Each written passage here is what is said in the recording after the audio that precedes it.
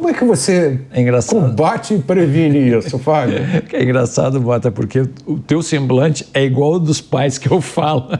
Eu sou pai, né? Aí vai chegar em casa, ver se a sua filha tem Discord, vai ver se ela tem o Sanji, o SimpleX. Eu vou te dizer, a gente atua em dois lados. A gente tem um lado operacional, que a gente está no mundo digital, tentando fazer esse cyberpatrulhamento. A gente tem uma rede que vai nos abastecendo de informações. A gente vai atuando pontualmente conforme os casos vão nos chegando. Mas talvez a parte mais importante do trabalho que a gente está desenvolvendo agora, e não estou falando em plural majestático, porque é um núcleo com mais pessoas, não sou eu, em que o nosso grande trabalho é preparar as pessoas para ver os sinais. A gente vê como grande ganho apostar no analógico, a relação de proximidade.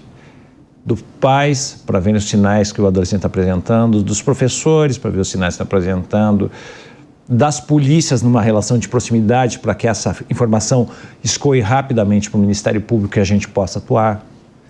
Então, quanto mais rápido a gente atuar, mais cedo a gente atuar, mais fácil o caminho de retorno desse adolescente do universo da radicalização.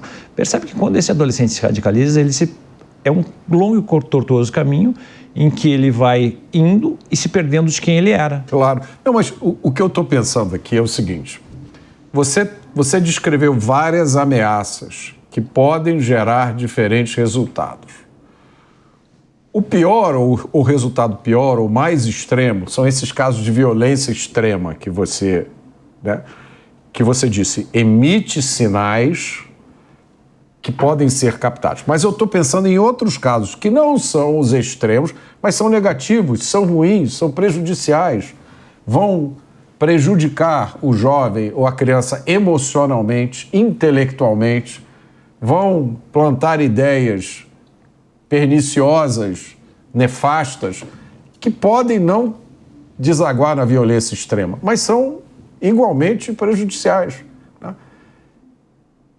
E como é que você trata esses outros casos, né, que podem não emitir sinais óbvios, até um dia em que... Preparar as famílias, preparar as escolas, preparar a rede de apoio. Porque nunca ninguém chega do 0 ao 100. Assim, é o que eu costumo brincar, assim, sabe, nas capacitações. Ninguém acorda um dia de manhã, pensa, São Paulo, do segunda de manhã está chovendo, o que eu vou fazer? Matar todos meus coleguinhas. Não é assim que funciona. As pessoas vão, pouco a pouco, submergindo nessas subculturas violentas, passo a passo. Isso que tu chama de menor gravidade, ela vai escalando.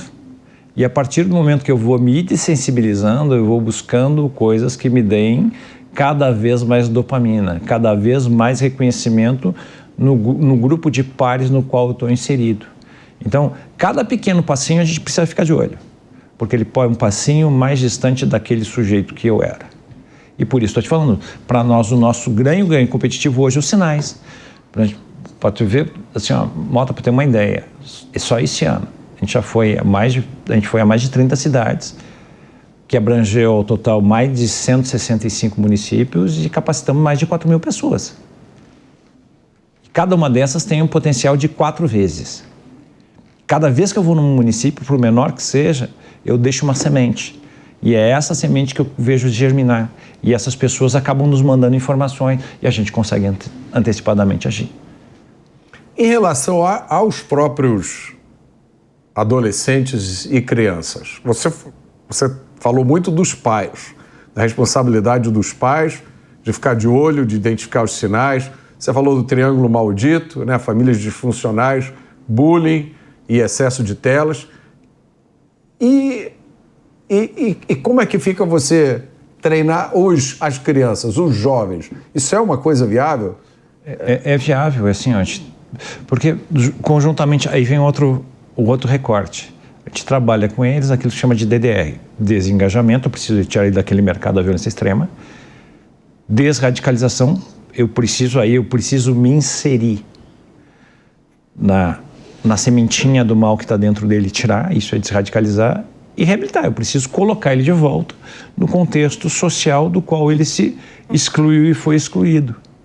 E para isso a gente customiza, junto com a rede, adolescente a adolescente. A gente tem algum sucesso já, a gente já tem tido sucesso. A gente fracassou também. A gente não vai ganhar todas, sabe? Esse menino que a gente perdeu vai ecoar para sempre na minha alma. É uma derrota. Sabe? Não consigo te descrever. Sabe, Mota, é difícil descrever o que eu sinto. Mas a gente tem tido sucesso e tem esperança. Esses tempos uma mãe nos ligou dizendo que o filho dela, que tinha se radicalizado, passou um tempo bem complexo, por conta da nossa atuação, está muito bem, obrigado. Então tem esperança. É claro, nada é tão fácil assim.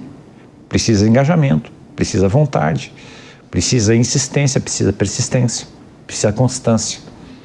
E o fator-chave é sempre a família, é isso que você está dizendo. A família. É isso que faz a diferença. Assim, a gente tem família, primeiro, sabe, a célula máter da sociedade é a família. Família, onde esse sujeito está, onde esse sujeito tem as suas mais importantes relações, escola e sociedade. Mas primeiro família. Porque, vê, no meu triângulo maldito, 2 dos vetores são família e excesso de telas. Quem pode combater essas duas coisas? Quem pode elaborar essas duas coisas? A família. Eu estou pensando no desafio que é combater o excesso de telas. É simples, mas não é fácil. E assim, tem um outro tempo, tem aquele livro Fábrica de Cretinos Digitais. O autor não gosta do termo nativos digitais, porque ele diz basicamente, ninguém nasceu com o celular na mão, alguém deu. Então não há natividade digital, são pais que acabam... E assim, o que mais me incomoda nesse momento é que a gente sempre tem a mania de botar o dedo em riste para apontar culpados. Mas, na verdade, é que a gente estava despreparado porque estava vindo. É isso. A gente está, acho que a maioria, eu acho que se a gente fizer uma pesquisa entre os pais, eu arrisco dizer que 95% deles não tem consciência da existência dessas coisas todas que você está falando. Não tem. E eu vou te dizer mais. Se a minha filha tem 24 anos hoje, se ela tivesse 10, 12, eu teria dado um celular. E estaria achando que ela estava segura em casa. Está entendendo? Eu fui me preparar por conta do trabalho. Eu fui entender o tamanho do problema depois. É claro, eu sou tipo engenheiro de obra pronta, né? Então é fácil, né? Fácil como vendo o fenômeno de fora, apontar culpados, ter receita de bolo. Mas a realidade é que nenhum de nós estava preparado para esse não admirável mundo novo que chegou. E a outra coisa na qual eu estou pensando aqui é que nada disso, me parece, que nada disso que você descreveu vai ser resolvido ou nem mesmo melhorado por qualquer tipo de regulação que possa ser feita. O que eu vou te dizer? Me parece que quando a gente, eu já te falei, são vários ecossistemas que eles se nutrem.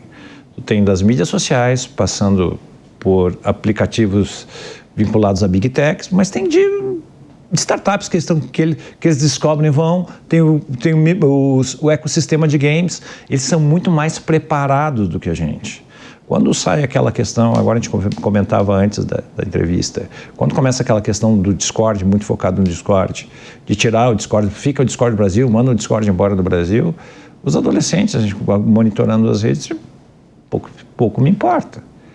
Uns diziam, vou fazer VPN, os outros, vou para a internet profunda. Eles têm Deep Web. Eles têm uma grande criatividade para burlar os sistemas. Eles têm muita facilidade. E é assim, agregando com aquele termo nativo digitais, eles sabem lidar nesse mundo muito melhor do que a gente. Então a gente aprende todos os dias uma conversa nova. Eles têm 1000 maneiras de falar a mesma coisa. Eles têm 1000 maneiras de fazer, de formas diferentes, o que eles querem fazer. A realidade é a seguinte, a gente precisa, para esses desafios presentes e futuros, respostas presentes e futuras que a gente não vai encontrar no passado. Quais são? Ainda não sei, sabe?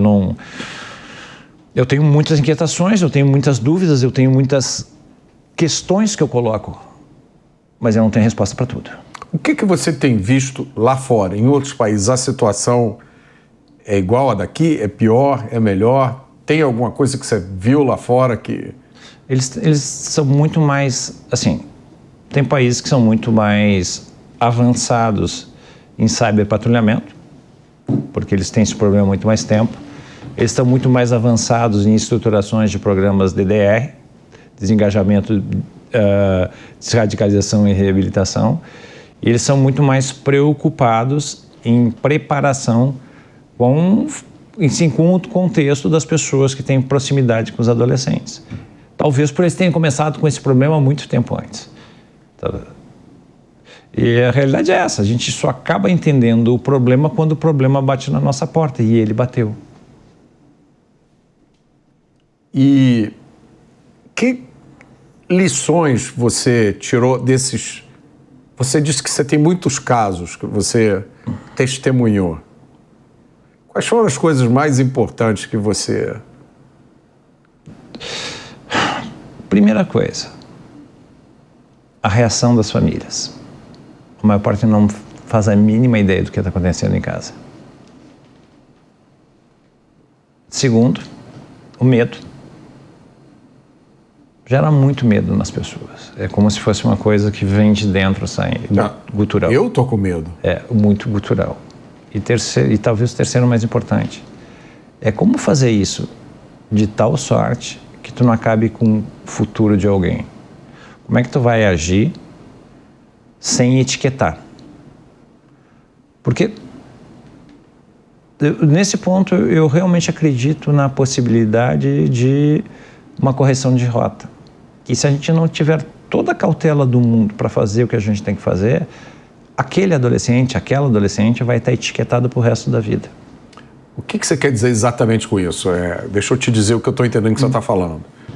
Você envolver, por exemplo, o sistema de justiça criminal. Às vezes, não, assim, tem que envolver. Muitas vezes tem que envolver, muitas vezes a gente envolve, a gente usa, mas é questão de como fazer. Porque fugir da vontade de publicizar essas coisas. Imagina tu chegar numa cidadezinha pequena, de 13 mil habitantes, chegar com aquele pensamento comum de persecução, chegar lá, pé na porta, polícia com carros não discretos, enfim. Uhum. Isso vai se repercutir na história dessa adolescente para sempre. Eu vou te dar um caso aqui que eu vi na mídia, né? Aconteceu no Rio de Janeiro. Um garoto pegou uma fotografia de escola, de colegas, e aí manipulou digitalmente, de uma forma lá que eu não vou dizer qual foi, e isso usou essa fotografia para constranger os colegas. E aí isso vazou. Os pais dos colegas foram, procurar um auxílio da justiça, e esse garoto foi apresentado à sociedade como se fosse um criminoso. Embora o que ele fez... Tudo que tem que fazer, a gente tem que fazer. Agora a gente tem que fazer com discrição, justamente... Eu brinco, a gente não é um núcleo de prevenção à violência e sistema de Instagram. Nós somos um núcleo de prevenção à violência extrema da sociedade. E muitas vezes tem determinadas notícias que não devem ser dadas. Uhum. Por vários motivos. Um, quando a gente publica um tipo de ação dessas, de um lado, a gente etiqueta um adolescente que poderia ter uma correção de rota. De outro lado, talvez o pior é o efeito copycat, o efeito imitação. Porque não é dissuasório para esses adolescentes, claro. Porque tudo que eles querem quando se mobilizam a violência extrema é notoriedade. Então é um desafio enorme que você tem, porque você tem que educar e alertar sem... expor. Quem disse que era fácil? E Fábio, esse trabalho que você faz no Ministério Público do Rio Grande do Sul, com esse grupo dos sinais, isso está acontecendo em outros estados? Eu sei que tem alguns grupos. Aqui em São Paulo, o pessoal de São Paulo, dos procurantes, está trabalhando conjuntamente agora para eles passando a nossa expertise para eles fazerem as suas customizações. A gente já recebeu demandas de outros lugares, eu sei que tem em alguns lugares núcleos de prevenção policial, mas muito mais vinculado para a questão de cibersegurança. O nosso foco é múltiplo. Nós temos a nossa atuação operacional, que a gente vai atuar caso a caso, e de outro lado nós temos uma atuação estratégica, que é com o projeto de sinais, preparar pessoas, capacitar pessoas para reconhecer os sinais. Para nós é o mais importante. E esse é o trabalho que vocês fazem no Rio Grande do Sul? No Rio Grande do Sul. E qual é o primeiro passo para os pais que estão assistindo a gente? Limite as telas. Saiba o que seus filhos estão consumindo. A mesma coisa que a gente faz, que o teu pai fazia contigo. Com quem tu vai, onde tu vai e que horas tu volta. Então tu tem que saber o que teu filho está consumindo na internet. Tem que saber com quem ele está trocando informações na internet e tem que limitar o tempo de tela. Para saber o que ele está consumindo, não tem jeito. Tem que pegar o celular dele, tem que pegar o computador dele. Tem que olhar. E preferência, com a ajuda dele. Me explica o que você está fazendo aqui, né? Desculpa. É duro, mas é isso. É muito melhor fazer isso do que lidar com as consequências de não fazer isso. Como dizia o conselheiro Acácio, do Essa de Queiroz, o problema das consequências que elas vêm no fim. Elas vão chegar. E para os pais saberem um pouco mais sobre essas coisas todas que você falou aí, qual é o lugar para eles irem? A gente tem atendido as pessoas, assim, a gente pode mandar e-mail para a gente,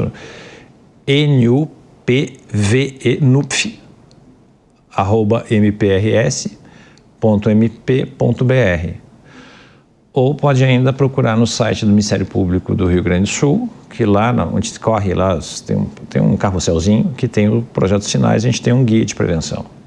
E podem contatar comigo. Eu tenho falado com muita gente. Como te disse, eu não quero que outras famílias passem aquilo que a família daquele menino que eu disse que a vida não seria em vão está passando.